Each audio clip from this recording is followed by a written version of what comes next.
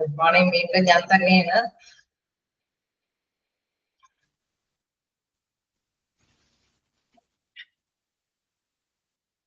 നിങ്ങൾ ബോറടിച്ചാ?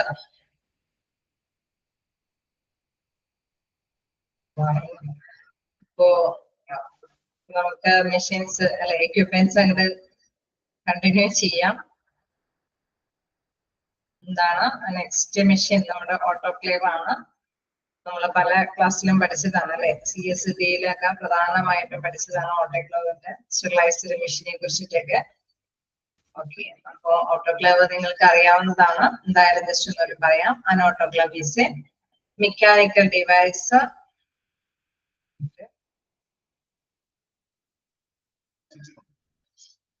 An autoclave is a mechanical device that uses high temperature steam and pressure to destroy microorganisms such as bacteria, virus, fungus, and spores on items that are put inside its pressure vessel. അതായത് നമുക്കറിയാം, ഉയർന്ന താപനിലയിലുള്ള അല്ലെ നീരാവി വിമാനവും ഉപയോഗിച്ചിട്ടാണ് ഒരു mechanical ഉപയോഗിച്ച് ആ ഒരു മെക്കാനിക്കൽ ഉപകരണം ഉപയോഗിച്ചിട്ടാണ് എന്ത് നമ്മുടെ ഇൻസ്ട്രുമെന്റ് ഏത് സാധനമാണോ ഏത് എക്യുപ്മെന്റ്സ് ആണോ ആ എക്യുപ്മെന്റിൽ പറ്റി പിടിച്ചിരിക്കുന്ന ബാക്ടീരിയകളെ അല്ലെങ്കിൽ വൈറസിനെ അല്ലെങ്കിൽ ഫംഗസുകളെ അതല്ലെങ്കിൽ ബീജം പോലെയുള്ള സംഭവങ്ങളെയൊക്കെ അണുക്കളെ അത്തരത്തിലുള്ള സൂക്ഷ്മാണുക്കളൊക്കെ അത് നീരാവി അത്രയും ചൂടുള്ള നീരാവി കൊണ്ടൊക്കെ നശിപ്പിച്ച് കളയുന്നത് അല്ലെ. അണുക്കളെ നശിപ്പിക്കാൻ വേണ്ടിയിട്ട് സ്റ്റെറിലൈസ് ചെയ്യാന്ന് പറഞ്ഞാൽ അണുവിമുക്തമാക്കാൻ വേണ്ടിയിട്ടാണ് ഓട്ടോക്ലേവ് മെഷീൻ ഉപയോഗിക്കുന്നത്. Autoclave is A mechanical device that use a high temperature steam അല്ലെ. ഏറ്റവും കൂടുതൽ നല്ല ചൂടുള്ള നീരാവി കൊണ്ട് തന്നെ അണുക്കളെ നശിപ്പിച്ച് കളയാൻ പറ്റുന്ന തരത്തിലുള്ള അത്രയും ചൂട് ടെമ്പറേച്ചറോട് കൂടിയ സ്റ്റീമോട് കൂടിയിട്ട് അല്ലെ. അതിന്റെ pressure to destroy micro organisms such as. അങ്ങനെ വരുമ്പോഴാണ് സൂക്ഷ്മജീവികളെല്ലാം നശിച്ചു പോവുകയുള്ളൂ. എത്തരത്തിലുള്ള സൂക്ഷ്മജീവികളെ? ബാക്ടീരിയ പോലെയുള്ളവ, വൈറസ് പോലെയുള്ളത്, അല്ലെങ്കിൽ ഫംഗസ് പോലെയുള്ളവ, അല്ലെങ്കിൽ സ്പോഴ്സസ് എന്ന് വെച്ചാൽ നമ്മുടെ ബീജം പോലെയുള്ള അണുക്കളൊക്കെ പറ്റിപ്പിടിച്ചിട്ടുണ്ടെങ്കിൽ അതിനൊക്കെ അല്ലെ വന്യീകരണം സംഭവിക്കാൻ വേണ്ടിയിട്ട് അല്ലെങ്കിൽ അണുക്കളൊക്കെ നശിച്ചു പോകാൻ വേണ്ടിയിട്ടാണ് ഈ ഒരു ഓട്ടോക്ലേവ് മെഷീൻ ഉപയോഗിക്കുന്നത്. അത് അത്രയും മർദ്ദത്തിൽ വരുമ്പോഴാണ് അണുക്കള് നഷ്ടപ്പെട്ടു പോകുന്നത്. Autoclaves are commonly used as steam sterilizers in healthcare, laboratory, food and pharmaceutical industries as steam sterilizers. അതായത് നമ്മളിങ്ങനെ അണുവിമുക്തമാക്കാനായിട്ട് അല്ലെ അണുനശീകരണം നടത്താൻ വേണ്ടിയിട്ട് സാധാരണ രീതിയിൽ ഹെൽത്ത് കെയർ ഡിപ്പാർട്ട്മെന്റുകളിൽ അല്ലെങ്കിൽ ലബോറട്ടറികളിൽ അല്ലെങ്കിൽ ഭക്ഷണം അല്ലെങ്കിൽ ഫാർമസ്യൂട്ടിക്കൽ ആയിട്ടുള്ള നമ്മുടെ മരുന്ന് വിവാഹ സ്ഥലങ്ങളിലെ വ്യവസായശാലകളിലെല്ലാം തന്നെ എന്താണ് ഓട്ടോക്ലേവ് മെഷീനാണ് സ്റ്റെറിലൈസ് ചെയ്യാൻ വേണ്ടിയിട്ട് അണുവിമുക്തമാക്കാൻ വേണ്ടിയിട്ട് ഉപയോഗിക്കുന്ന ഒരു മെഷീൻ എന്ന് പറയുന്നത്. ഓക്കെ, ക്ലിയർ അല്ലേ? ജസ്റ്റ് വായിച്ചു നോക്കുക.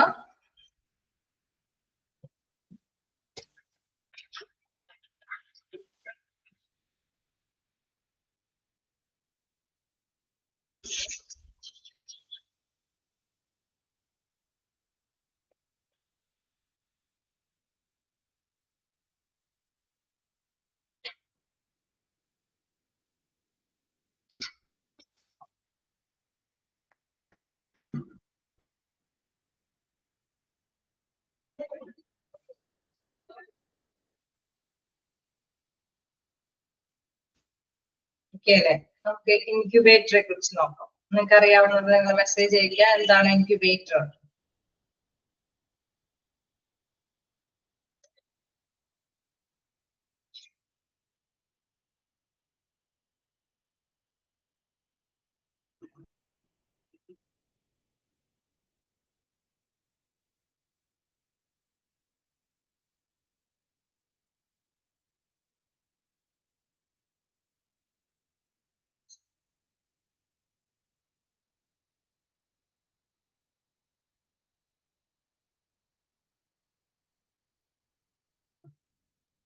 പ്രീമേച്ചർ ബേബീസിന് വേണ്ടിയിട്ട്.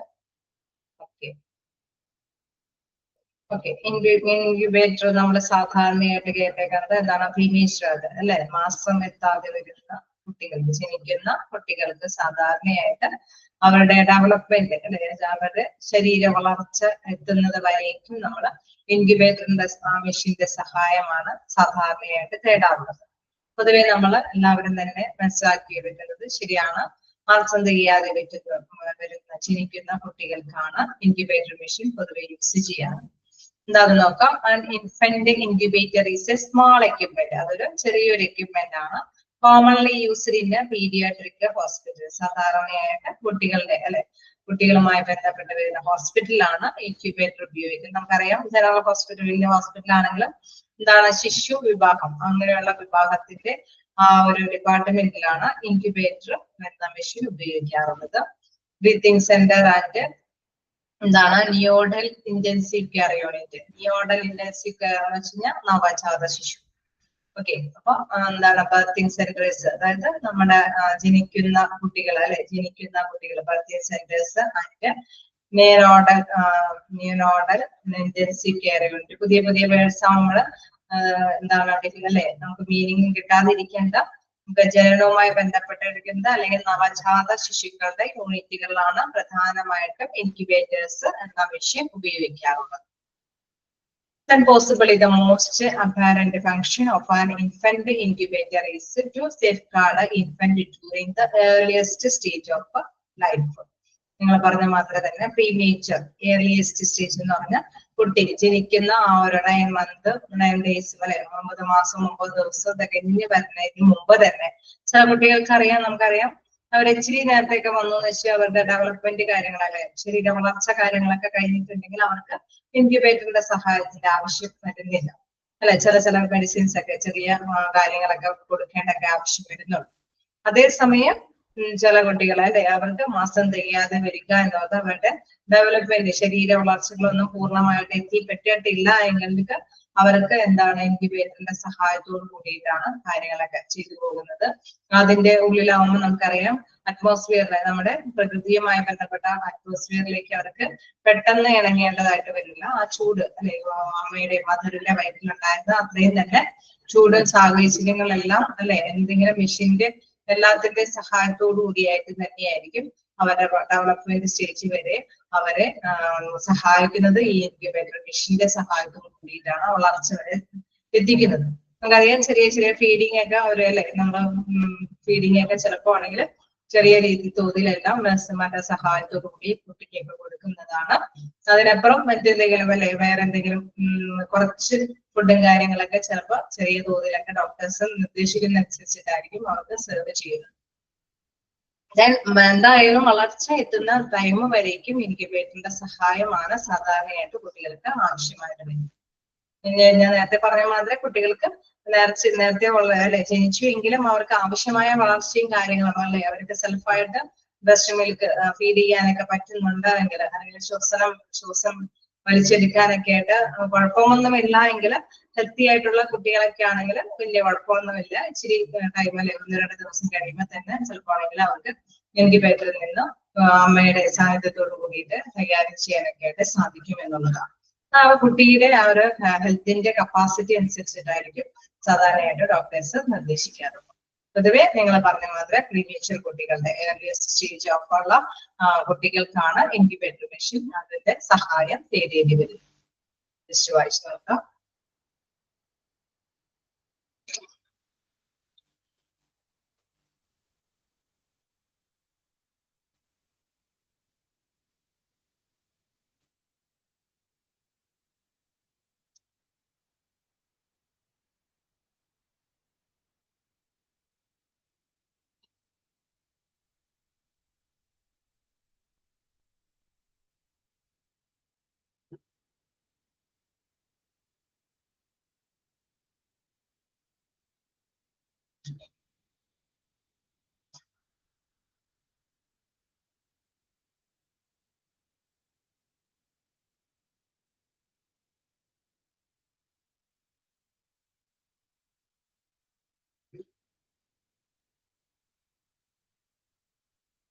ക്ലിയർ ആണോ?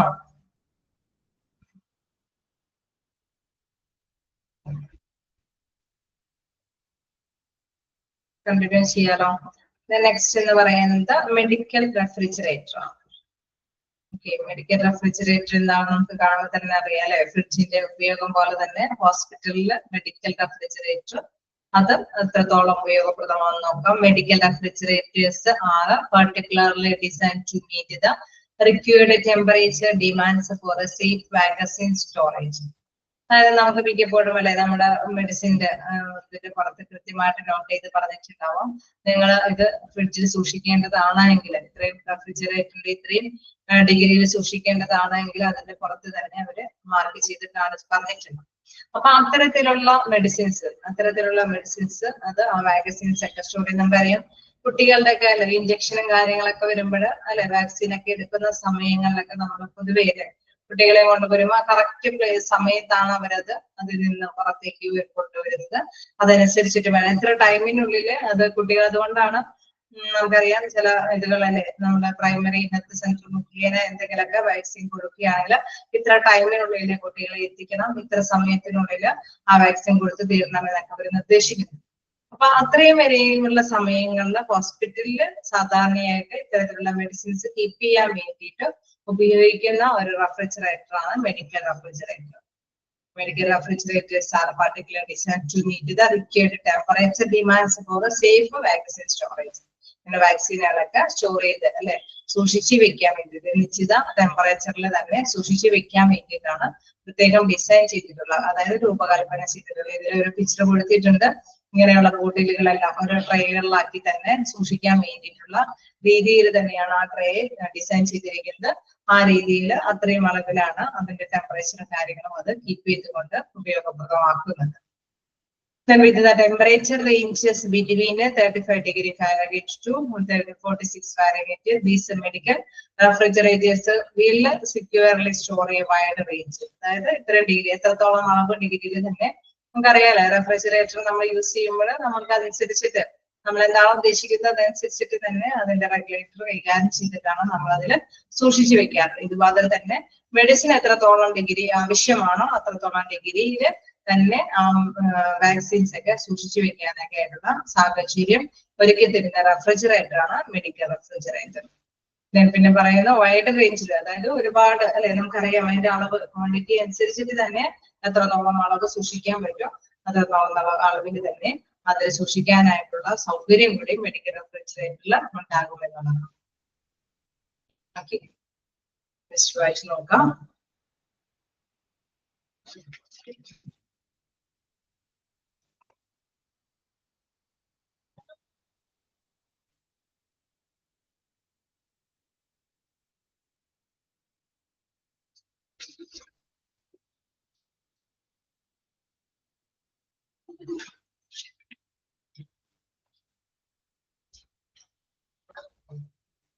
നിങ്ങൾ വാക്കറെ കണ്ടിട്ടുണ്ടോ? വാക്കറിന്റെ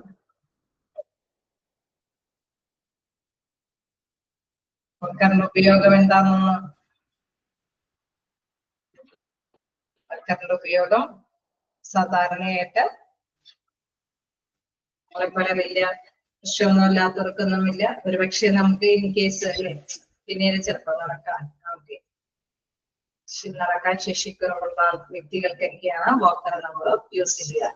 അതിനുപയോഗിക്കുന്ന നടക്കാനായിട്ട് ഉപയോഗിക്കുന്നു. വയസ്സായ ആളുകളൊക്കെ യൂസ് ചെയ്യുന്നത്. അതായത് ബലക്കുറവൊക്കെ വരാനായിട്ടുള്ള സാധ്യതകൾ സപ്പോർട്ട് കിട്ടാനായിട്ട് സാധാരണ രീതിയിൽ നമ്മുടെ നടക്കാനുള്ള മസിൽസിന് ശേഷിക്കുറവുകളോ ജോയിൻസുകൾക്കോ അല്ലെങ്കിൽ ഇതിലൊക്കെല്ലാം വീക്ക് സംഭവിക്കുന്ന പ്രായാധിക്യമുള്ളവര് അങ്ങനെ എക്സ്ട്രാ എന്തെങ്കിലും അല്ലെ എന്തെങ്കിലും വൈകല്യങ്ങളൊക്കെ വന്നിരിക്കുന്ന പേഴ്സൺസിനൊക്കെയാണ് വാക്കർ ഉപയോഗിക്കുന്നത്. വാക്കറിൽ എന്താ പ്രത്യേകത? വാക്കർ ഓരോ walking frame is an instrument for elderly and disabled elderly people. അല്ലെ പ്രായമായവര് അല്ലെങ്കിൽ എന്താണ് വൈകല്യമുള്ളവര് അല്ലെങ്കിൽ എന്താണ് പ്രായമായി വൈകല്യമുള്ള പീപ്പിൾസിനൊക്കെയാണ് സാധാരണയായിട്ട് ഇത്തരത്തിലുള്ള extra support extra support to maintain balance or stability while they walk. അവർക്ക് നടക്കണമെങ്കിൽ എന്തിന്റെങ്കിലും ഒരു ബാലൻസ് അല്ലെ ഒരു സപ്പോർട്ട് ആവശ്യമാണ്. അതിന്റെ സപ്പോർട്ടോട് കൂടിയിട്ട് മാത്രമേ അവരുടെ കാലുകളെ ചലിപ്പിച്ചുകൊണ്ട് ലക്ഷ്യസ്ഥാനത്തേക്ക് നടന്നെത്താനായിട്ട് സാധിക്കുള്ളൂ. അപ്പൊ ഒരു സപ്പോർട്ടീവ് ആയിട്ട് കൊടുക്കുന്ന ഒരു ടൂളാണ് വാക്കർ എന്നത്. പ്രായമായുള്ളവർക്ക്, അതല്ലെങ്കിൽ എന്തെങ്കിലും വൈകല്യങ്ങളുള്ള അല്ലെ, പേശിക്ക് ബലക്കുറവുള്ളവർ, അല്ലെ എല്ലുകൾക്ക് എന്തെങ്കിലും പ്രോബ്ലം ഉള്ളവര്, അങ്ങനെയൊക്കെയുള്ള വ്യക്തികൾ അല്ലെ, നമുക്കറിയാം ഒരുപാട് രോഗികൾ അല്ലെ, രോഗം നിറഞ്ഞ അവസ്ഥയിലുള്ളവരുണ്ട്. എല്ലാവർക്കും ഒരുപക്ഷെ എന്തെങ്കിലും തരത്തിലുള്ള രോഗങ്ങൾ ഉണ്ടാവാം. അപ്പൊ നമ്മളെല്ലാവരും എങ്ങനെയാ അത് ഇത് ചെയ്യുന്നത്, തരണം ചെയ്ത്, എനിക്ക് ഇങ്ങനെയുള്ള അസുഖമാണെങ്കിൽ മറ്റുള്ളവർക്ക് വേറൊരു അസുഖമുണ്ട്, എല്ലാവരും തന്നെ അല്ലെ എന്തെങ്കിലും രോഗത്തിന് അഡിഷൻ ഉള്ളവരായിരിക്കാം. എല്ലാവരും എന്താണ് എന്തെങ്കിലും മെഷീൻസിന്റെ പറയുന്നുണ്ട്. അപ്പൊ നമ്മൾ അതിനെ പോസിറ്റീവായിട്ട് എടുക്കണം. നമുക്ക് എല്ലാം തികഞ്ഞല്ലേ, ഒരു രോഗവും ഇല്ലാതെ എല്ലാം പെർഫെക്റ്റ് ആയിട്ട് ആരെങ്കിലും ഒന്നും വരില്ല. അല്ലെങ്കിൽ തന്നെ ചിലപ്പോൾ നാളെ നെക്സ്റ്റ് ഡേയിൽ നമുക്ക് എന്ത് സംഭവിക്കുമെന്ന് നമുക്കറിയാനും വേണ്ട. അപ്പൊ അതുകൊണ്ട് തന്നെയാണ് ഞാൻ ഈ പറഞ്ഞത്, മെഷീൻസിനെ കുറിച്ചിട്ടൊക്കെ നമ്മൾ എപ്പോഴും അവെയർ ആവണം. കാരണം ഇപ്പൊ നമുക്കൊരു പക്ഷേ മെഷീൻസിന്റെ ഈ ഒരു ഇതിന്റെയൊക്കെ മാറ്റം നമുക്ക് ആവശ്യമാവണമെന്നില്ല. പക്ഷെ ഒരു പക്ഷേ നാളെ ഒരിക്കല് നമ്മുടെ റിലേറ്റീവ്സിനോ നമുക്ക് തന്നെയോ ഇത്തരത്തിലുള്ള മെഷീനിലേക്ക് ആവശ്യകതയും ഡയഗ്നോസിസ് ചെയ്യാൻ വേണ്ടിയിട്ടോ അല്ലെങ്കിൽ എന്തെങ്കിലും കാര്യത്തിനൊക്കെ ആവശ്യമായിരിക്കും. അതുകൊണ്ട് തന്നെ വാക്കറും എന്താണ് പ്രായമായവർക്കുള്ളവരാണ്, ഡിസബിലിറ്റിയായിട്ട് അവർക്ക് നടക്കാൻ വേണ്ടിയിട്ടുള്ള ഒരു എക്സ്ട്രാ സപ്പോർട്ട് കൊടുക്കുന്ന ഒരു എക്യുപ്മെന്റ് ആണ് വാക്കർ എന്ന് പറയുന്നത്. ജസ്റ്റ് വായിച്ചു നോക്കാം.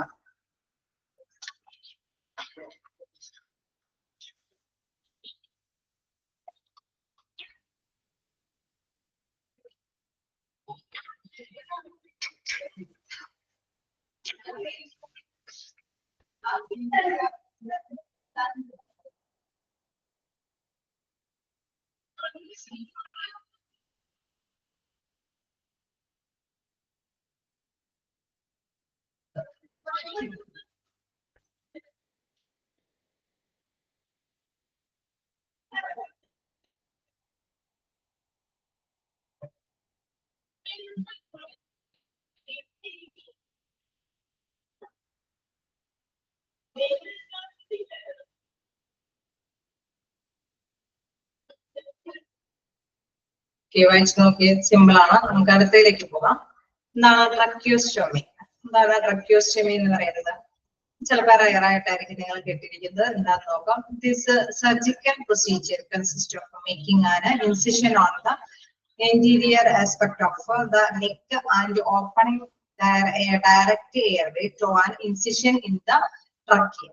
അതായത് നമുക്ക് ശ്വാസം ബുദ്ധിമുട്ടുകളൊക്കെ എന്തെങ്കിലും ഉണ്ടായെങ്കിൽ അതായത് നേരിട്ട് കഴുത്തിന് മുൻവശത്തായിട്ട് ഒരു മുറിവ് ഉണ്ടാക്കിയിട്ട് ഓപ്പൺ ആയിട്ട് തന്നെ എയർവേസ് ഘടിപ്പിച്ചിരുന്നത്, അതിലൂടെ നമുക്ക് ശ്വാസവും കാര്യങ്ങളൊക്കെ നടക്കാൻ വേണ്ടിയിട്ട് ഉപയോഗിക്കുന്ന ഒരു ഉപകരണമാണ് ട്രക്കിയോസ്റ്റോമി. ട്രക്കിയോസ്റ്റോമി എന്ന് പറയുന്നത് ഒരു സർജിക്കൽ പ്രൊസീജിയർ ആണ്. അതായത് ഒരു ചെറിയൊരു ഓപ്പറേഷൻ പോലത്തെ ഒരു സർജിക്കൽ പ്രൊസീജിയർ ആണ്. അത് എന്തിനു വേണ്ടിയിട്ടാണ് ആ ട്രക്കിയോസ്റ്റോമി ചെയ്യുന്നത്? Consist of making an incision on the anterior aspect of the neck. നമ്മുടെ കഴുത്തിനോട് ചേർന്ന് മുൻവശത്തായിട്ട് തന്നെ ഒരു ചെറിയ മുറിവുണ്ടാക്കിയിട്ട് ഓപ്പൺ ആക്കാണ് നമ്മുടെ എയർവേ. അത് ഓപ്പൺ ആക്കിയിട്ട് നമുക്ക് ശ്വാസവും കാര്യങ്ങളൊക്കെ കിട്ടാൻ വേണ്ടിയിട്ടാണ് അങ്ങനെ ഒരു ഇൻസിഷൻ ഉണ്ടാക്കുന്നത്. And opening A direct airway through ആ ഇൻസിഷൻ ഇൻ ദ ട്രക്കിയ. ട്രക്കിയയിലേക്ക് നമ്മുടെ ശ്വസനനാളത്തിലേക്ക് നേരിട്ട് ശ്വാസവും കാര്യങ്ങളൊക്കെ കിട്ടുന്നതിന് വേണ്ടിയിട്ട് ഓപ്പൺ ചെയ്തിട്ട് ഒരു ട്യൂബ് അല്ലെ, അതൊരു പ്രത്യേകമായിട്ട് ജസ്റ്റ് ഒന്ന് കാണിച്ചിട്ടുണ്ട്. അതൊരു മെഷീനല്ല, നമുക്ക് ഇങ്ങനെയുള്ള ഒരു പ്രവർത്തനം, അതായത് നമ്മുടെ ശ്വാസമൊക്കെ ഇതാണെങ്കിൽ അല്ലെ എന്തെങ്കിലും പ്രശ്നമൊക്കെ ഉണ്ടായെങ്കിൽ ഈ ഒരു ട്യൂബ് വഴിയായിട്ട് അത് ഓപ്പൺ ആക്കി അതിലൂടെ ഇൻസിഷൻ നടത്തിയിട്ടാണ് ആ ഒരു ട്യൂബ് ഇറക്കുന്നത്. അത് ശ്വസനനാളത്തിലേക്ക് നേരിട്ട് ഇറക്കുമ്പോൾ നമുക്ക് അതിനാവശ്യമായിട്ടുള്ള കാര്യങ്ങളെല്ലാം നമുക്ക് കൈകാര്യം ചെയ്യാനായിട്ട് സാധിക്കുന്നതാണ്. അപ്പൊ അതിന്റെ ആ ഒരു പേര് എന്ന് പറയുന്നത് ട്രക്കിയോസ്റ്റോമി. ചിലരെല്ലാം കഴുത്തില് ദ്വാരം ഇട്ടിട്ട് ഇങ്ങനെ ഓപ്പൺ ചെയ്തിട്ടുള്ള എയർവേ കണ്ടിട്ടുണ്ടാവും. അതിന്റെ ആ ഒരു പേരാണ് ട്രക്കിയോസ്റ്റോമി എന്ന് പറയുന്നത്. അത് സർജിക്കൽ പ്രൊസീജിയർ ആണ്. ആ പ്രൊസീജിയർ എന്ന് പറയുന്നത് കഴുത്തിലെ ഒരു ചെറിയ മുറിവ് ഉണ്ടാക്കിയിട്ട് നേരിട്ട് നമ്മുടെ ശ്വസനനാളത്തിലേക്ക് ഓപ്പൺ ചെയ്തിട്ടുള്ള എയർവേ ഓപ്പൺ ചെയ്തിരിക്കുന്ന ഒരു ശസ്ത്രക്രിയയാണ് ട്രക്കിയോസ്റ്റോമി എന്ന് പറയുന്നത്. അങ്ങനെയുള്ള സ്റ്റേജുള്ള പേഴ്സൺസിനാണ് അല്ലെ നേരിട്ട് കൈകാര്യം ചെയ്യാൻ പറ്റാത്തവർക്കാണ് അങ്ങനെയാണ്. വായിലൊക്കെ എന്തെങ്കിലും ക്യാൻസറും കാര്യങ്ങളൊക്കെ വരുമ്പോൾ വായുവിലൂടെ തന്നെ ഫുഡും കാര്യങ്ങളും ശ്വസിക്കുക കാര്യങ്ങളൊക്കെ നടത്താതെ വരുമ്പോഴാണ് ഈ സാധാരണയായിട്ട് ട്രക്കിയോസ്റ്റോമി നടത്തുന്നത്. ചിലര് നമ്മൾ കേൾക്കുമ്പോൾ ട്രക്കിയോസ്റ്റോമി കഴിഞ്ഞു എന്നൊക്കെ പറയുമ്പോൾ അത് എന്ത് സംഭവം എന്നല്ല, ഇങ്ങനെയാണ് അതിന്റെ ഒരു സംഭവം വന്നേന്നുള്ള കാര്യം. കഴിച്ചു നോക്കാം. പിന്നെ കുറച്ച് അല്ലെ 2-3 കൂടി ഉള്ളൂ. അതോടുകൂടി നമ്മുടെ മെഡിക്കൽ എക്യുപ്മെന്റ്സിന്റെ ആ ഒരു ക്ലോസ് ചെയ്യാം.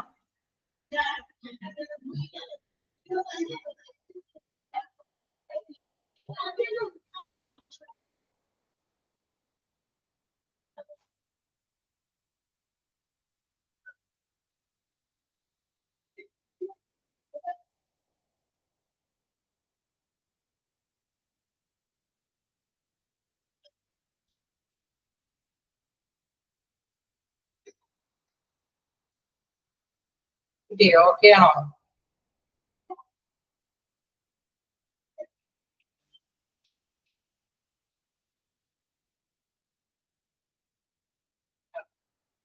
നമുക്ക് നെക്സ്റ്റ് നോക്കാനുള്ളത് ക്രച്ചസ് ആണ്.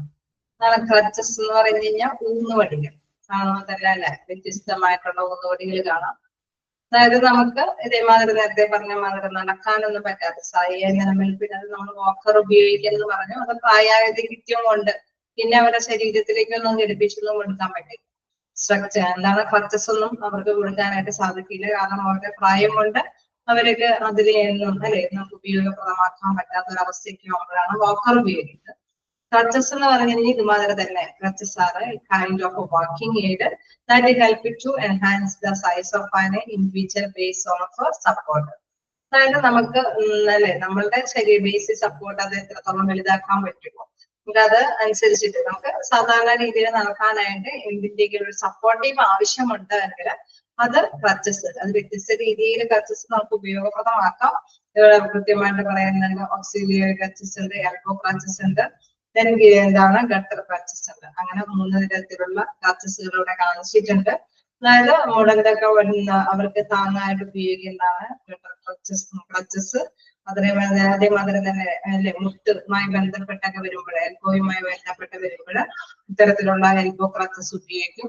ദെൻ ഓക്സിലിയറി ക്രച്ചസ് എന്ന് പറയുന്നത് അടിയന്തരമായിട്ടുള്ള അല്ലെ എന്തെങ്കിലും അവരുടെ വലിപ്പം വർദ്ധിപ്പിക്കാൻ വേണ്ടിയിട്ട് എത്രത്തോളം ചിലർക്ക് നമുക്കറിയാം എന്തെങ്കിലും ആക്സിഡന്റും കാര്യങ്ങളൊക്കെ വന്ന് നഷ്ടപ്പെട്ടു പോവുകയാണെങ്കിൽ അവരുടെ വലിപ്പം അതൊന്നും കൂടി കൈകാര്യം ചെയ്ത് കൊടുക്കാൻ വേണ്ടിയിട്ട് അവർക്ക് ചേരുന്ന തരത്തിലുള്ള ഒരു വലിപ്പം നടക്കാൻ പറ്റുന്ന തരത്തിലുള്ള സപ്പോർട്ടോട് കൂടിയിട്ടുള്ള ഊന്നുവടികൾ അവർക്ക് നിക്ഷേപിക്കാം. അതായത് ശരീരത്തിലേക്ക് വേണമെങ്കിൽ കൈകാര്യം ചെയ്തെടുക്കാവുന്നതാണ്. അപ്പൊ അതാണ് ക്രച്ചസ് എന്നുകൊണ്ട് ഉദ്ദേശിക്കുന്നത്. Crutches are a kind of walking aid, അതായത് നടക്കാൻ വേണ്ടിയിട്ട് അല്ലെങ്കിൽ നിവർന്ന് നിൽക്കാൻ വേണ്ടിയിട്ട് ഒരു സപ്പോർട്ടീവ് ആയിട്ടുള്ളത്. that help to enhance the size of an individual's base of a supporter. They carry weight from the legs to the upper body and are many a time used by people who are unable to arm their legs to support their weight. നമുക്കറിയാം നമ്മുടെ ശരീരത്തിന്റെ ഭാരം അല്ലെ നമുക്ക് എന്തെങ്കിലും accident വഴി നഷ്ടപ്പെടുകയാണെങ്കിൽ നമ്മുടെ ഭാരം മതിയാവാത്ത രീതിയിൽ അത്രയധികം ബുദ്ധിമുട്ടുകൾ ഉളവാക്കുന്നുണ്ടെങ്കിൽ അതിനൊക്കെ സപ്പോർട്ട് ചെയ്ത് നമുക്കറിയാലോ എന്റെ ചെറിയ കാലം വലിയ ഓവർ ബോഡി ആണെങ്കിൽ ആ കാലിനെ നടത്തിക്കൊണ്ട് പോകാനായിട്ട് സാധിക്കില്ല. അപ്പൊ അതിന് എന്തെങ്കിലും ഒരു സപ്പോർട്ടും കൂടി കൊടുക്കേണ്ടതായിട്ട് വരും. അങ്ങനെ കൊടുക്കുന്ന ഊന്നുവടികളാണ് ക്രച്ചസ് എന്ന് പറയുന്നത്. എന്താണ് ഇതിൽ പറയുന്നത്? unable to their legs to support their weight, short term injuries to long lasting disabilities. ഇതൊക്കെ ചെറിയ ബ്രാക്കറ്റിൽ പറയുന്നത് short time injuries to long lasting disabilities ഒരുപാട് നാള് നീണ്ടു നിൽക്കുകയാണ് ഇതിന്റെ വൈകല്യമെങ്കിൽ അങ്ങനെയുള്ള വ്യക്തികൾക്കെല്ലാം ഇത്തരത്തിലുള്ള ഊന്നുവടികളുടെ സഹായം തീരാവുന്നതാണ്. അങ്ങനെയുള്ള ഊന്നുവടികളെ പറയുന്ന പേരാണ് ക്രച്ചസ്. നിങ്ങൾ ചിലപ്പോഴൊക്കെ കണ്ടിട്ടുണ്ടാവും അല്ലെ, അത് കാലിനോട് ചേർന്ന് തന്നെ ഘടിപ്പിച്ചിട്ടൊക്കെ ഉണ്ടാവും ചിലരുടെ ശരീരത്തോടൊക്കെ ചേർന്ന്. Crutches are 3 types: auxiliary crutches, elbow crutches and gutter crutches. അതാണ് അവിടെ 3 പിക്ചർ ആയിട്ട് കാണിച്ചിരിക്കുന്നത്.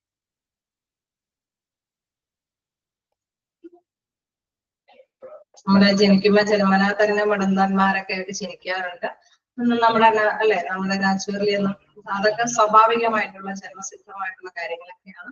അവർക്കെല്ലാം ഇത്തരത്തിലുള്ള അല്ലെ ഗട്ടർ ക്രച്ചസിന്റെ ഉപയോഗത്തോട് കൂടിയിട്ട് അവര് ജീവൻ അല്ലെ പോസിറ്റീവായിട്ട് എപ്പോഴും ഞാനിപ്പോ ഇത് എടുക്കുമ്പോൾ ഞാൻ ഇടയ്ക്കിടയ്ക്ക് വിചാരിക്കുന്നത് എല്ലാവരും ഒന്നല്ലെങ്കിൽ ഒന്ന് എന്നുള്ള രീതിയിൽ ഇതിന്റെ ഉപയോഗാക്താക്കളായിരിക്കും. പക്ഷെ നിങ്ങളുടെ നെയ്ബേഴ്സും അല്ലെങ്കിൽ റിലേറ്റീവ്സ് ഒക്കെ ഇതിനോട് അനുകൂലമായിട്ടുള്ള അല്ലെ അവര് യൂസ് ചെയ്യുന്ന കുറെ മെഷീൻസ് ഒക്കെ ആയിരിക്കും.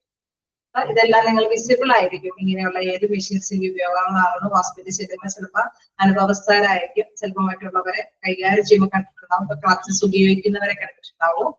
അതേമാതിരി തന്നെ എന്തെങ്കിലും നമ്മുടെ ക്യാൻസർ പേഷ്യൻസിനൊക്കെ ആണെങ്കിൽ ഇത്തരത്തില് എന്താണ് നമ്മൾ നേരത്തെ പറഞ്ഞ ട്രക്യൂസ്റ്റമി കണ്ടിട്ടുള്ളവരുണ്ടാകും.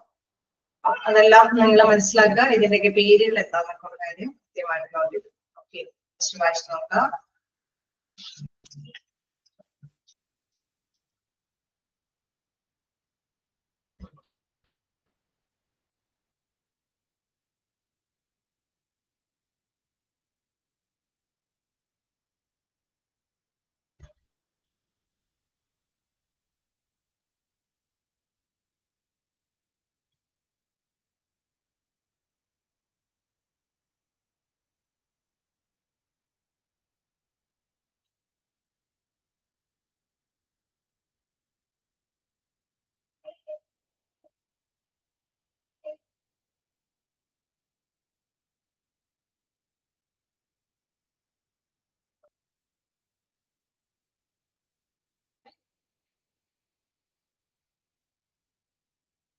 നമുക്ക് നെക്സ്റ്റ് നോക്കാം.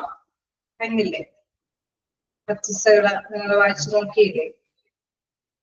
ഓക്കെ, നമുക്ക് നെക്സ്റ്റ് ഉള്ളത് കാർഡിയക് മോണിറ്റർ ആണ്. കാർഡിയക് മോണിറ്റർ എന്താണ്? ഇത് നമ്മൾ കണ്ടിട്ടോ അല്ലെ? മിക്കവാറും വിസിബിൾ ആയിട്ടുള്ള കാര്യമാണ്. Cardiac monitor is an equipment that exhibits the electrical and pressure wave forms of the cardiovascular system for measurement and treatment. അതായത് നമ്മുടെ ശരീരത്തിന്റെ ആ ഒരു പൾസും പ്രഷറും ഒക്കെ കൃത്യമായിട്ട് തന്നെ മോണിറ്റർ ചെയ്ത് കാണിക്കുന്നത് electrical and pressure wave forms, അതിന്റെയൊക്കെ തരംഗങ്ങളെ, പ്രഷറിന്റെ ആ തരംഗങ്ങളെ കൃത്യമായിട്ട് തന്നെ മോണിറ്റർ ചെയ്ത് കാണിക്കാൻ ഉപയോഗിക്കുന്ന ഒരു എക്യുപ്മെന്റ് ആണ് cardiac. Cardiac monitor is an equipment that exhibits പ്രദർശിപ്പിക്കുന്നു the electrical and pressure wave forms of the cardiovascular system for measurement and treatment. നമ്മുടെ ട്രീറ്റ്മെന്റും കാര്യങ്ങൾക്കൊക്കെ വേണ്ടിയിട്ടാണ് ഈ ഒരു മെഷീൻ യൂസ് ചെയ്യുന്നത്. അത് എങ്ങനെയാണ് പോണത് അല്ലെ? ആ ഒരു വേരിയേഷൻ എന്താണെന്നുള്ളത് ഐഡന്റിഫൈ ചെയ്തിട്ടാണ് ഡോക്ടേഴ്സ് എന്താണെന്നുള്ള കാര്യമൊക്കെ നിർദ്ദേശിക്കുന്നത്. Parameters particular to respiratory function can also be calculated. ചിലപ്പോഴൊക്കെ നമ്മുടെ ശ്വാസവുമായി ബന്ധപ്പെട്ട റെസ്പിറേറ്ററി പ്രവർത്തനങ്ങളും ഇന്നത്തെ ഇങ്ങനെ മോണിറ്റർ ചെയ്യാനായിട്ട് ഉപയോഗിക്കാറുണ്ട്. It is most commonly used in emergency rooms and critical care areas to observe post-operative patients. അതായത് നമുക്കറിയാം എമർജൻസി ആയിട്ടല്ലേ പെട്ടെന്ന് തന്നെ എമർജൻസി വരുന്ന പേഷ്യൻസുകൾക്ക് അല്ലെങ്കിൽ ക്രിട്ടിക്കൽ കെയർ ആയിട്ട് വലിയ ആക്സിഡന്റോ കാര്യങ്ങളൊക്കെ ആയിട്ട് എന്തെങ്കിലും അസുഖം മൂർച്ഛിച്ചു വരുന്ന അവസരങ്ങളിൽ അല്ലെങ്കിൽ നേരത്തെ പറഞ്ഞ മാതിരി പോസ്റ്റ്-ഓപ്പറേറ്റീവ് എന്നൊക്കെ പറയുമ്പോൾ നമുക്കറിയാം എന്തെങ്കിലും ഓപ്പറേഷനും കാര്യങ്ങളൊക്കെ കഴിഞ്ഞു വരുന്ന പേഷ്യൻസ് ഒക്കെ ആണെങ്കിലും നമ്മൾ ഇത്തരത്തിലുള്ള കാർഡിയക് മോണിറ്ററിംഗ് എടുക്കും. Patients with critical electrically imbalance and other unstable patients. എന്താണ് സാധാരണയായിട്ട് നമ്മൾക്ക് അസ്ഥിരമായിട്ട് സാധാരണയായിട്ട് വ്യക്തികൾ അവരുടെ ഇത് സാധാരണ രീതിയിൽ നിന്ന് ഇടയ്ക്കിടയ്ക്കൊക്കെ അൺസ്റ്റേബിൾ ആയിട്ടുണ്ട് നല്ല പ്രവർത്തനങ്ങളൊക്കെ കാണിച്ചിട്ടുണ്ട് അല്ലെങ്കിൽ ക്രിട്ടിക്കൽ ആയിട്ടുള്ള പേഷ്യൻസ് ഒക്കെ ആണെങ്കിൽ അവരുടെ ആ ഒരു ഹൃദയ പ്രവർത്തനങ്ങൾ അത് കൃത്യമായിട്ട് തന്നെ മനസ്സിലാക്കിയെടുക്കാൻ വേണ്ടിയിട്ടാണ് സാധാരണയായിട്ട് കാർഡിയക് മോണിറ്ററിംഗ് യൂസ് ചെയ്യുന്നത്. പ്രത്യേകം പറയുന്നത് electrolyte imbalance and other unstable patients. അതായത് അസ്ഥിരമായിട്ടുള്ള പേഷ്യൻസ് അവരുടെ പ്രവർത്തനങ്ങളെല്ലാം ഇടയ്ക്കിടയ്ക്കൊക്കെ ബ്രേക്കായി പോകുന്നവരുണ്ട് അല്ലെങ്കിൽ ക്രിട്ടിക്കലി അവര് എന്തെങ്കിലും വീക്കായിട്ടുള്ള അവയവങ്ങളാണ് എന്ന് ഡോക്ടറാണെങ്കിൽ ഇത്തരത്തിലുള്ള കാർഡിയക് മോണിറ്ററിന്റെ സഹായം തേടാറുണ്ട് ഡോക്ടേഴ്സ്. അത് നിർണയിച്ചു കൊണ്ടുപോകുമ്പോഴൊക്കെ എന്തെങ്കിലും അസുഖത്തിന്റെ കാര്യങ്ങളെല്ലാം എന്ത് കാര്യമാണെങ്കിലും ഡോക്ടേഴ്സിന് ഡിസൈഡ് ചെയ്ത് അവർ ചികിത്സയുമായി ബന്ധപ്പെട്ട എന്തെങ്കിലും മാറ്റമൊക്കെ നടത്തിക്കൊണ്ടിരിക്കുമ്പോൾ കാർഡിയക് മോണിറ്റർ അവര് ചെയ്യാറുണ്ട്. വായിച്ചു നോക്കാം.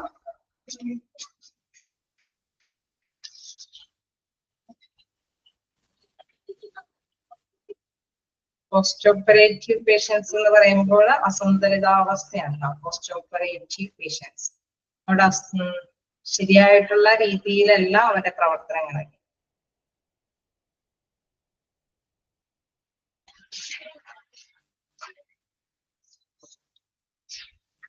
നമ്മൾ സാധാരണയായിട്ട് കാർഡിയക് മോണിറ്റർ എല്ലാ നേരത്തൊക്കെ ഇടയ്ക്കിടയ്ക്ക് വെക്കാറുണ്ടല്ലോ ഓപ്പറേഷൻ സമയത്തൊക്കെ നമ്മളത് അത് ആ ക്രിട്ടിക്കലി ആ ടൈം ഒക്കെ വരുമ്പോഴാണ് സാധാരണ ഉപയോഗിക്കാറ്. അതാണ് ഞാൻ അവിടെ ഇടയ്ക്ക് കയറി അങ്ങനെ ഓപ്പറേഷന്റെ കാര്യം പറയുന്നത്. ഇവിടെ പോസ്റ്റ് ഓപ്പറേറ്റീവ് എന്ന് പറയുന്നത് അസുഖാവസ്ഥയായിട്ടുള്ള പേഷ്യൻസിന്റെ കണ്ടീഷൻ സമയം.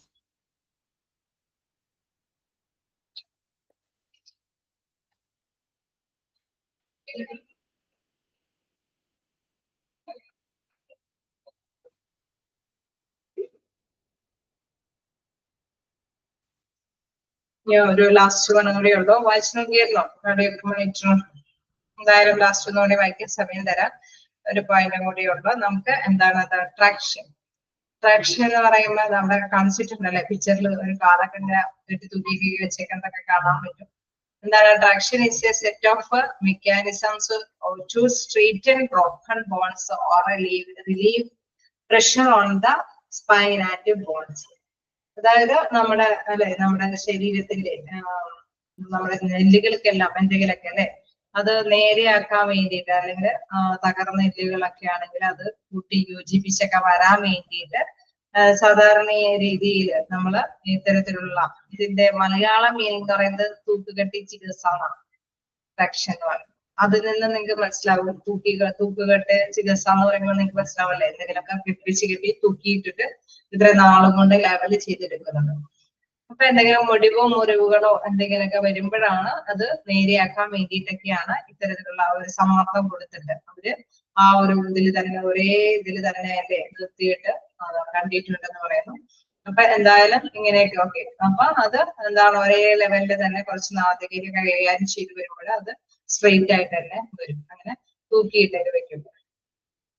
അപ്പൊ അത് തന്നെയാണ് ഇവിടെ പറയുന്നത്. എന്താണ് ഇത് എല്ലാ കാര്യത്തിലും ഉണ്ട് കേട്ടോ. കാലിന്റെ മാത്രം ഇവിടെ കാണിച്ചിട്ടുണ്ടെങ്കിലും ഇവിടെ പറയുന്നുണ്ട് എന്താണ് broken bones or relief pressure on the spine and bones. അതായത് സ്പൈൻ ആൻഡ് ബോർഡുമായി നട്ടെല്ലുമായി ബന്ധപ്പെട്ട കാര്യങ്ങളിലാണ്, അവിടെ എല്ലുമായി ബന്ധപ്പെട്ട കാര്യങ്ങളിലെല്ലാം റിലീവ് ചെയ്യാൻ വേണ്ടിയിട്ടൊക്കെ എന്താണ് ഇങ്ങനത്തെ ഒരു ട്രാക്ഷൻ എന്ന് പറയുന്ന ചികിത്സാ രീതി ഉപയോഗപ്രദമാക്കാറുണ്ട്.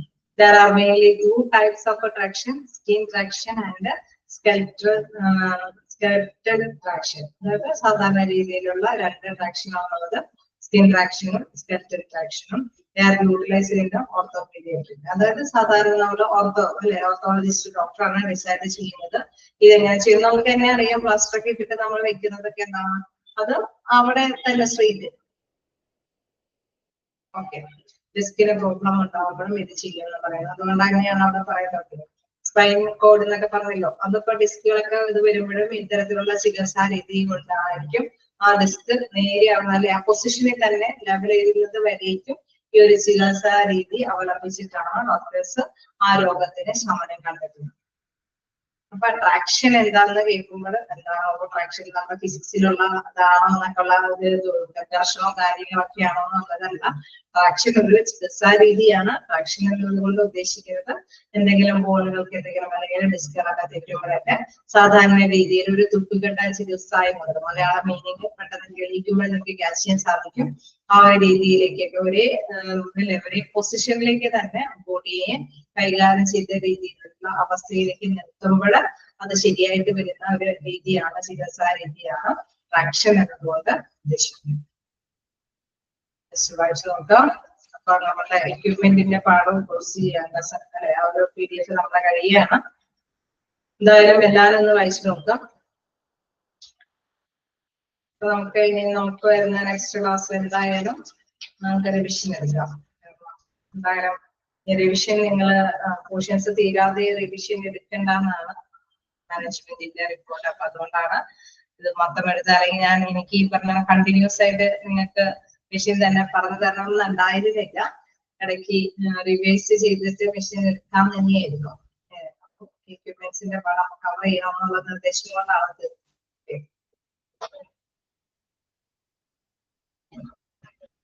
നെക്സ്റ്റ് ക്ലാസ്സിൽ ഞാൻ എടുത്ത എല്ലാ ടോപ്പിക്കും കൊണ്ടുവരാം. എന്തെങ്കിലും ഡൗട്ടുകൾ ഉണ്ടെങ്കിൽ അല്ലെങ്കിൽ അതിനകത്ത് പറഞ്ഞ എന്തെങ്കിലും അല്ലെ പ്രധാനപ്പെട്ട ഭാഗങ്ങളൊക്കെ ഉണ്ടെങ്കിൽ ജസ്റ്റ് റെഫർ ചെയ്ത് പോകും.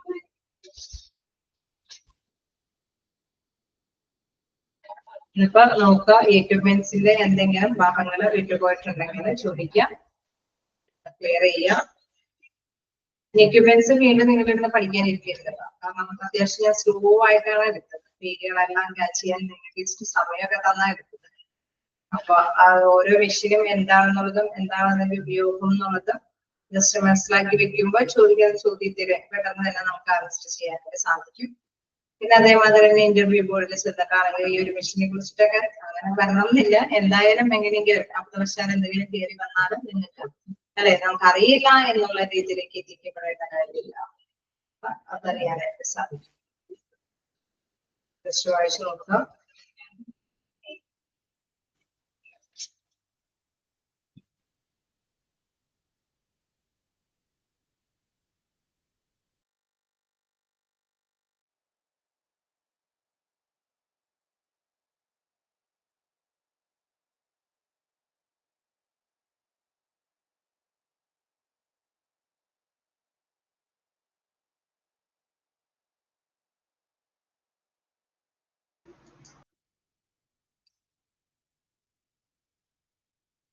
നിങ്ങൾ എടുത്തോ, ചാപ്റ്റർ എന്ന് പറയണ്ട, കാരണം നമുക്ക് കിട്ടുന്ന ക്ലാസ്സിനനുസരിച്ചിട്ടാണ് നമുക്ക് എടുക്കാൻ പറ്റുക.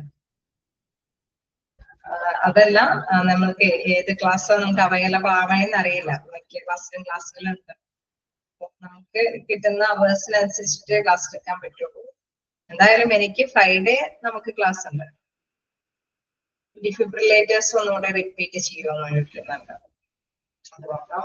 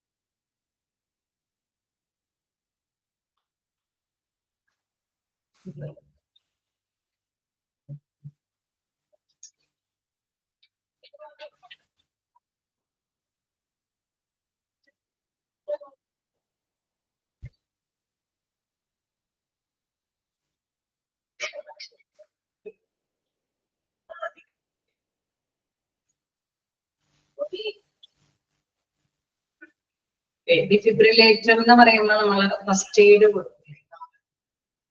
അതായത് നമ്മൾ ഫസ്റ്റ് ഹേർട്ട് അങ്ങനെ ഇതായിട്ട് പോകുമ്പോ തന്നെ നമ്മൾ ഫസ്റ്റ് എയ്ഡ് സാധാരണ മൗത്തിലൂടെ നമ്മള് കൊടുക്കും അല്ലെ. നമ്മൾ സാധാരണ വായു കൊടുക്കും. അങ്ങനെ വായു കൊടുത്തു കഴിയുമ്പോൾ ഓട്ടോമാറ്റിക്കലി പണ്ടൊക്കെ നമുക്കറിയാം പഴയ കാലഘട്ടങ്ങളിലെല്ലാം ഇടയ്ക്കൊക്കെ അല്ലേ നമ്മൾക്ക് ക്ലാസ്സിൽ വരാനുള്ള ഫസ്റ്റ് എയ്ഡ് ചെയ്യേണ്ട കാര്യങ്ങളൊക്കെ പറഞ്ഞപ്പോ വെള്ളത്തിൽ മുങ്ങി പോകുമ്പോൾ, തീ പിടിക്കുമ്പോൾ, അല്ലെങ്കിൽ പെട്ടെന്ന് ഒരു ശ്വാസം നിലച്ചു പോകുമ്പോഴൊക്കെ ഫസ്റ്റ് എയ്ഡ് കൊടുക്കുന്ന വായു കാര്യങ്ങളൊക്കെ പഴയ ക്ലാസ്സുകൾ പഴയ ഇതുകളിൽ നിങ്ങൾക്കാണെങ്കിലും കിട്ടിയിട്ടുണ്ടാവും. അപ്പൊ നമ്മൾ ഫസ്റ്റ് എയ്ഡ് കൊടുക്കുന്ന മാറ്ററുകളൊക്കെ ഉണ്ട്. ഇപ്പൊ നമുക്കറിയാം ഇച്ചിരി ടെക്നോളജി വികസിച്ചു അല്ലെ. അപ്പൊ അങ്ങനെ ഒരു നമ്മൾ ഫസ്റ്റ് എയ്ഡ് കൊടുക്കാൻ വേണ്ടിയിട്ടുള്ള മെഷീൻസ് വികസിച്ചു. അതുകൊണ്ട് തന്നെ ചില പ്ലേസുകളിലെല്ലാം കോമൺ ആയിട്ടുള്ള ചില പ്ലേസുകളിലെല്ലാം ഈ ഡിഫിബ്രിലേറ്റർ മെഷീൻ അവൈലബിൾ ആണ്. അത് എന്താണ് ഇതിന്റെ പ്രത്യേകത എന്താണെന്ന് വെച്ച് കഴിഞ്ഞാൽ ശ്വാസം അങ്ങനെ ഡൗൺ ആയി പോകുന്ന സമയത്ത് നമുക്കറിയാം ശ്വാസം നരച്ചു എന്ന് പറഞ്ഞു കഴിഞ്ഞാൽ എന്താണ് ശ്വാസം പോയി കഴിഞ്ഞ് കഴിഞ്ഞാൽ ഫസ്റ്റ് എയ്ഡ് കൊടുത്താൽ മാത്രമേ നമുക്ക് ആ ജീവൻ വീണ്ടും പിടിച്ചു വരുള്ളൂ അല്ലെ. അത് എന്താണ് ഹൃദയം പിടിച്ച് തുടങ്ങുകയുള്ളൂ. അപ്പൊ അതിന് വേണ്ടിയിട്ട് ഉപയോഗിക്കുന്ന ഒരു മെഷീനാണ്. നമ്മുടെ ശ്വാസം നിലച്ചു പോകുന്ന ആ ടൈമില് നമുക്ക് ശ്വാസം വീണ്ടും അതായത് ഹൃദയം ഇടിപ്പ് ഉണ്ടാവാൻ വേണ്ടിയിട്ട് ഹൃദയം പിടിച്ചാൽ മാത്രമാണ് ശ്വാസം നമുക്ക് വലിച്ചെടുക്കാൻ സാധിക്കുള്ളൂ അല്ലെ. ആ ഹൃദയം ഇടിപ്പ് ഡൗണായി തീരെ നിന്ന് പോകുന്ന സമയത്ത് തന്നെ എന്താണ് ഈ മെഷീന്റെ ഉപയോഗം ഉണ്ടായെങ്കിൽ വീണ്ടും ഹൃദയം വീണ്ടും ചലിച്ചു അല്ലെ അത് സ്പന്ദിച്ചു തുടങ്ങും. അങ്ങനെ വേണ്ടി നമ്മൾ ശ്വാസം എടുത്തു തുടർന്ന് ജീവിതത്തിലേക്ക് പ്രവേശിക്കാൻ ചെയ്തു. ചില ആ സെക്കൻഡ് ആ മൊമെന്റിൽ കൊടുക്കുന്ന ഒരു ഫസ്റ്റ് എയ്ഡാണ് ഡിഫിബ്രിലേറ്റർ എന്ന മെഷീന്റെ ഉപയോഗം. അതായത് നിങ്ങൾ കണ്ടിട്ടുണ്ടോ ഇതിൽ കാണുന്ന മാതിരി തന്നെ ആ പിക്ചറിൽ കാണുന്ന മാതിരി ഒരു തീപ്പൊട്ടി അല്ലെ. തീപ്പൊട്ടി പോലത്തെ രണ്ട് ഇതുകളുണ്ട്.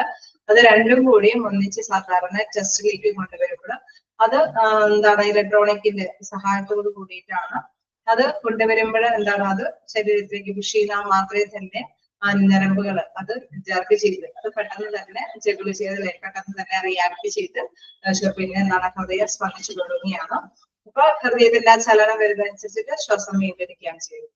ആ ഒരു മെഷീൻ എന്താണ് പെട്ടെന്ന് തന്നെ അമർത്തുമ്പോഴാണ് നമ്മളുടെ ഒരു ഇലക്ട്രോണിക്കിന്റെ പവറോട് കൂടിയിട്ട് അത് അമർത്തുമ്പോൾ ഈ ഞരമ്പുകൾക്ക് ഒന്ന് പുഷ് ചെയ്ത് അല്ലെ അത് വികസിച്ച് പെട്ടെന്ന് തന്നെ അതനുസരിച്ചിട്ടാണ് ഹൃദയത്തെ ചലിപ്പിക്കുന്നത്.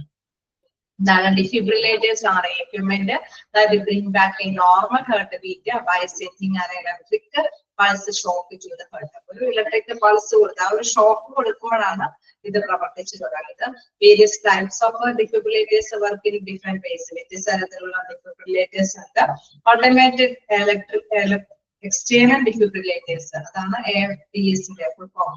Automatic external defibrillators, which are commonly seen in many public places, are used to serve the life of people who experience cardiac arrest. Cardiac attack പെട്ടെന്ന് ശരീരം തളർന്നായി പോകുന്ന ചിലപ്പോൾ കുഴഞ്ഞു വീണൊക്കെ പോകുന്ന ഇപ്പോഴത്തെ അവസ്ഥ കൂടുതലാണ്.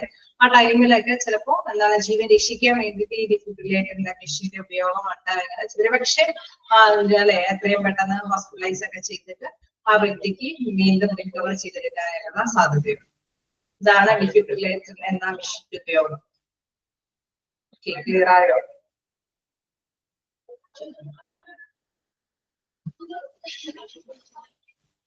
എന്തെങ്കിലും ഉണ്ടോ? ഏതെങ്കിലും മെഷീന്റെ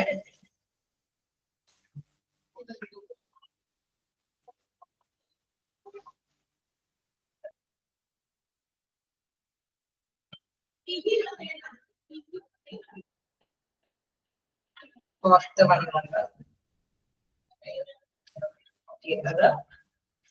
എന്നാ പറയുന്നത് ലാറിംഗോസ്കോപ്പ് അല്ലെ. ലാറിംഗോസ്കോപ്പിന്റെ പ്രത്യേകത എന്താണ്? തൊണ്ടയുടെ ലാറിംഗോസ്കോപ്പ് എന്ന് പറയുന്നത് തൊണ്ടയുടെ ഭാഗമായിട്ടുള്ള ശ്വസനനാളത്തിന്റെ എൻഡോസ്കോപ്പി. അതായത് അതിലൊരു ചെറിയ ഒരു വിസിബിൾ ആയിട്ട് കാണാൻ പറ്റുന്ന ഒരു ഭാഗമാണ്. അതിനെ ട്യൂബ് പോലത്തെ ഭാഗമില്ല, അതിൽ നമുക്ക് വ്യക്തമായിട്ട് തൊണ്ടയുടെ ആ ഭാഗം പിക്ചറായിട്ട് കാണാൻ സാധിക്കും. അപ്പൊ തൊണ്ടയിൽ എന്തെങ്കിലുമൊക്കെ അസുഖങ്ങൾ അല്ലെ, തൊണ്ടവേദനയ്ക്ക് വരുമ്പോൾ എന്തെങ്കിലും മുറിവുകളോ എന്തെങ്കിലും അസുഖങ്ങളോ അല്ലെ എന്തെങ്കിലും അണുക്കൾ നിറഞ്ഞിട്ടാണോ എന്താണ് പ്രോബ്ലം എന്ന് കണ്ടെത്താൻ വേണ്ടിയിട്ടാണ് ഈ ലാറിംഗോസ്കോപ്പ് ഉപയോഗിക്കുന്നത്. അതൊരു ചെറിയ അതിൽ പറയുന്നുണ്ട് laryngoscope is to observe the larynx, അതായത് തൊണ്ടയുടെ ഭാഗം a part of the throat അല്ലെ, തൊണ്ടയുടെ ഭാഗത്തിന്റെ സാധാരണയായിട്ട് അത് ഉപയോഗിക്കുന്നത്. Laryngoscopy is a medical approach that is used to get a view of the larynx, അതായത് ആ ശ്വസനാളം അല്ലെ ആ ഒരു ഭാഗത്ത് നമുക്ക് ഉണ്ടാകുന്ന എന്തെങ്കിലും അസുഖങ്ങളൊക്കെ ഉണ്ടെങ്കിൽ കണ്ടുപിടിക്കാൻ വേണ്ടിയിട്ട് കുറെ ഒരു ചെറിയ ഇതല്ലേ നമ്മള് ബാറ്ററി ഉണ്ടാവും അതിൻ്റെ ഉള്ളില് ചെല്ലുമ്പോഴേ എന്താണ് അതൊരു പിക്ചർ തന്നെ കൃത്യമായിട്ട് തന്നെ അത് കാണിച്ചു തരും. അത് ആ ട്യൂബിലാണ് ആ പിക്ചർ കാണിക്കുന്നത്. ആ ട്യൂബിലെ പിക്ചർ കണ്ടു കഴിയുമ്പോൾ ഡോക്ടേഴ്സിന് മനസ്സിലാക്കാൻ സാധിക്കും അവിടെ ശ്വസനനാളവുമായി ബന്ധപ്പെട്ട അല്ലെങ്കിൽ തൊണ്ടയുടെ ആ ഭാഗത്ത് എന്തെങ്കിലും ഇൻഫെക്ഷൻസ് ഒക്കെ വന്നിട്ടുണ്ടോ, എന്തെങ്കിലും മുറിവ് വന്നിട്ടുണ്ടോ, അതുകൊണ്ടാണോ ഈ പ്രോബ്ലം സംഭവിക്കുന്നതെന്ന് കൃത്യമായിട്ട് തന്നെ അവർക്ക് ഐഡന്റിഫൈ ചെയ്തെടുക്കാനായിട്ട് സാധിക്കുന്നതാണ്. ഒരുതരം എൻഡോസ്കോപ്പിയാണ് ലാറിംഗോസ്കോപ്പി.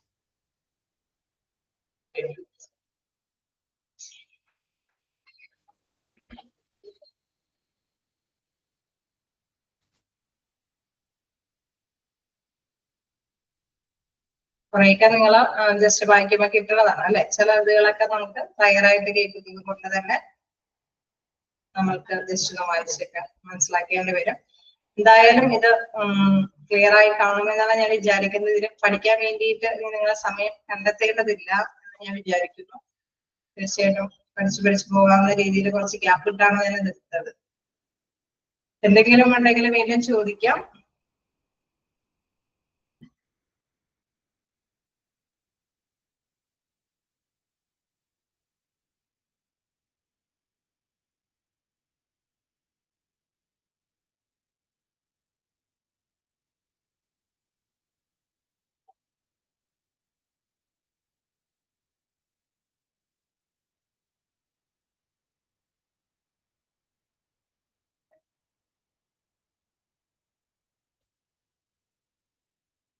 പ്രത്യേകിച്ച് ഡൗട്ടുകളൊന്നും ഇല്ല എങ്കിൽ നമുക്ക് അപ്പോൾ നെക്സ്റ്റ് ക്ലാസ്സിൽ കാണാം. Thank you.